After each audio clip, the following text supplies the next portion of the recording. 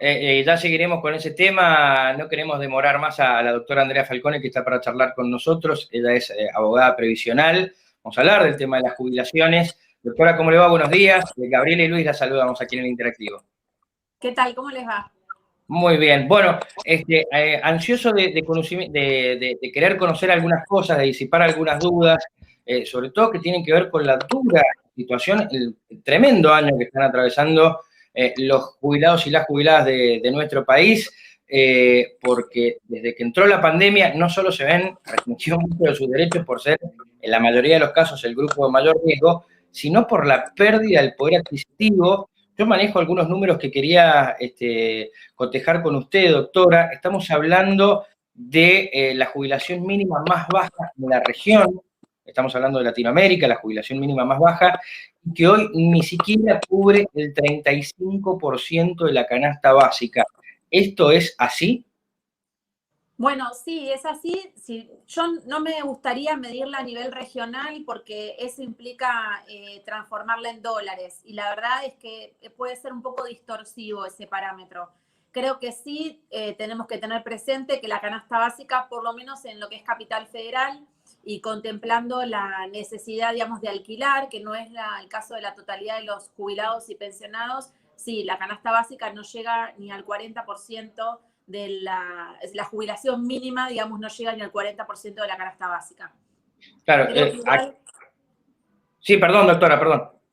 No, creo que igual la mayor preocupación tiene que ver con la suspensión de la ley de movilidad, porque en definitiva la movilidad es lo que permite conservar el poder de compra de un haber jubilatorio, porque no es ni más ni menos que ese ejercicio que se hace para que con el paso del tiempo y las espirales inflacionarias de las cuales somos víctimas en Argentina, no generen una merma en la capacidad de compra del jubilado. Eso es la movilidad. En el momento en que se decide suspender la fórmula de movilidad que estaba vigente y se decide otorgar aumentos por decreto, cuyo sustento en base a los números desconocemos, porque la verdad es que parece un número puesto a dedo, no es que hay una fórmula que respalda eso. Y a mí, más allá de esa suspensión, que obviamente ha generado pérdidas muy grandes, especialmente en los jubilados que cobran arriba de 40.000 pesos, un jubilado que gana 40.000 pesos ya está perdiendo 5.000 pesos por mes. Y un jubilado del haber máximo está perdiendo casi 18. O sea que la pérdida es enorme. Pero además me preocupa una nueva fórmula de movilidad, por lo cual mañana vamos a estar hablando en el Congreso, en una audiencia pública. Me preocupa porque la verdad es que atar las jubilaciones al crecimiento de los salarios o de la inflación es el camino correcto, es el camino que usan la mayor parte de los países del mundo. Ahora, distorsionar ese ajuste, esa movilidad con el crecimiento del país y determinar que en base a cuánto recauda el país o al crecimiento económico del país van a subir las jubilaciones, es un índice que no se usa prácticamente en todo el mundo y que además es distorsivo.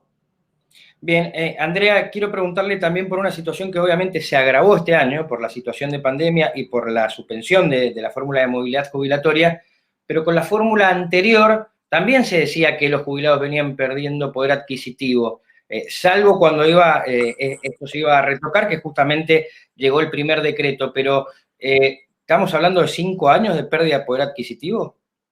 Bueno, los jubilados siempre pierden frente a la inflación porque pensá que más allá de la fórmula, sea semestral o trimestral, siempre la recuperación es a postdata. Entonces, lo que yo estoy perdiendo hoy, que estamos en el mes de septiembre, lo voy a recuperar recién en junio del año que viene. Entonces, siempre ese desfasaje genera una pérdida muy significativa, una pérdida de oportunidad, ¿no? Porque a mí me están dando, igual que como en las paritarias, yo pierdo hoy poder de compra, lo recupero cuando es la paritaria dentro de 6 meses.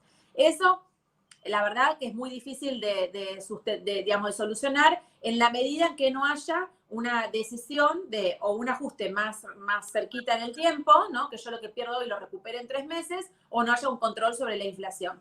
Ahora, la fórmula que se implementó en el 2017, la fórmula, según mi punto de vista, es la correcta. Porque suben las jubilaciones en la medida en que suben los salarios y suben los precios. Ese es el mejor índice. Ahora, es cierto que cuando Macri implementó esa reforma, con un truco, se ahorró 100.000 millones de pesos, porque el primer aumento, que era el mes de marzo, tendría que haber dado el aumento de un semestre y dio el de un trimestre. Y postergó un trimestre para más adelante. y esa postergación le generó un ahorro muy significativo. Pero eso no tiene que, digamos, el árbol no tiene que impedirnos ver el bosque, y que el índice correcto era el que teníamos en vigencia hasta la suspensión. Claramente era más beneficioso para los jubilados, si no, no lo hubiesen suspendido. Bien, Andrea, aquí lo que está claro es que los perjudicados son los jubilados siempre. De una o de otra manera, hay un perjuicio permanente y no coincide el audio con el video de algunas promesas de campaña, más allá de esta situación de pandemia que atravesó absolutamente todo, pero me parece que el peor lugar para recortar era el de los jubilados, ¿no? Lo que pasa es que primero los jubilados en términos generales, no, si bien son una fuerza muy grande de personas, porque son casi 6 millones, no generan desafíos, no salen a la calle, no están estructurados en sindicatos. Entonces, obviamente la primera protección se dio a los trabajadores en negro, a los monotributistas, al servicio doméstico, todo lo cual está fantástico, y se imprimió mucho dinero para cumplir con los pagos del IFE, pero no se imprimió dinero para cumplir con el pago de la ley de movilidad. Y esto, yo creo que más allá del caso puntual de esta gestión, porque esto que vos mencionás es así, es transversal a todas las gestiones, a todos los gobiernos, comenzando desde Perón, que fue el primero en defoltear el fondo de los jubilados en adelante, todos han hecho lo mismo, todos. Creo que como sociedad nos tenemos que plantear en qué lugar ponemos al adulto mayor, pensando que nosotros vamos a estar ahí. Hay un ejercicio que yo hice hace poco tiempo, pensando un poco en Norma Pla, cuando se cumplió un aniversario de su muerte. Cuando ella luchaba en los 90 y dormía en las plazas, los que hoy están jubilados eran fuerza trabajadora. Y no, la verdad es que no la acompañaron, pero esa lucha es la misma lucha de hoy, la misma. Y si nosotros, los que hoy tenemos 40 años, no acompañamos a los jubilados en este momento, vamos a estar en ese mismo lugar dentro de 20 años, porque ser mayor es una cuestión de tiempo. Ni más ni menos. Y con suerte vamos a llegar a estar en esa situación de una sociedad que parece que los olvida, ¿no? Y que los posterga. La verdad que es complicada la situación. Le pregunto si esto sigue así, si se puede llegar a judicializar estos decretos, si puede haber denuncias masivas al Estado por estos aumentos por decreto, suspendiendo la ley de movilidad previsional. Ya están judicializados. En mi caso, yo tengo más de 300 amparos ya ingresados de personas de lo largo y ancho del país, de todas las provincias. Los iniciamos acá en los tribunales de la capital federal, que es donde están radicados los únicos juzgados de seguridad social del país, lo cual también marca un norte, porque siempre lamentablemente decimos que Dios era argentino, pero atiende en capital, y todos los asuntos de jubilados también se atienden en la capital federal. Después, en el interior del país se pueden iniciar los reclamos, pero bueno, es un mismo tribunal que puede resolver un divorcio, un daños y perjuicios y un juicio a un jubilado. Acá en Capital tenemos tribunales que atienden solo cuestiones de jubilados y pensionados. Nosotros eso lo tenemos iniciado, estoy segura que va a tener acogida favorable.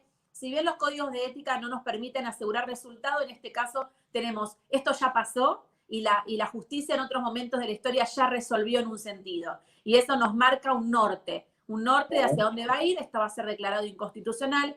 No tanto la suspensión, sino las consecuencias. El hecho de que la suspensión se hizo para mejorar incluso el haber de los jubilados de las mínimas, y además se dijo, va a ser jubilados de la mínima van a recibir más, los de la máxima van a recibir menos, por una cuestión de solidaridad. Y acá todos los jubilados han perdido frente a esta suspensión entre el 7 y el 17%. O sea que el que menos perdió igual, 7%. Son jubilados de la mínima, perdió 1.300 pesos por mes. Entonces, no hay ningún tipo de justificación, además de que era un derecho devengado, ¿no? Un derecho adquirido. Bien. Andrea, te agradecemos todos estos minutos y ha sido, la verdad, muy grato de charlar contigo. Un abrazo grande. Muchas gracias, hasta luego. Que tengas buen día. La doctora Andrea Falcón.